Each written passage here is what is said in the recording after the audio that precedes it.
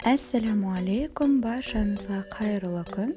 Біз бүгін жеңіл әрі тез жасалатын бисквит дайындайтын боламыз. Алдымен таза құрғақ ыдысқа жұмыртқаның ағуызын жеке бөліп салып аламыз. Бөліп алғаннан кейін қантымыздың аз мөлшерін сарыуызына, ал көбірек мөлшерін ағуызға салып отырып миксерлейміз. Жақсылап көпіртіп миксерлейміз.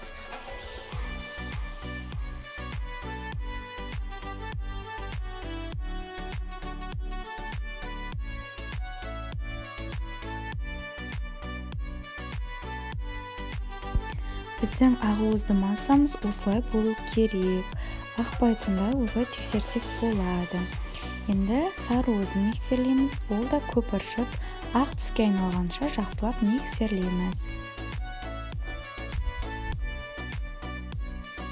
Міне бізде дайын сарыуызымыз. Енді жаңағы ақуызды қосып араластырамыз.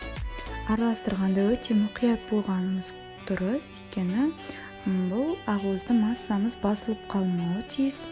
Одан кейін ұнымызға 2 ас қасық қопсытқыш салып, оны да аз-аздан қосып отырып араластырамыз.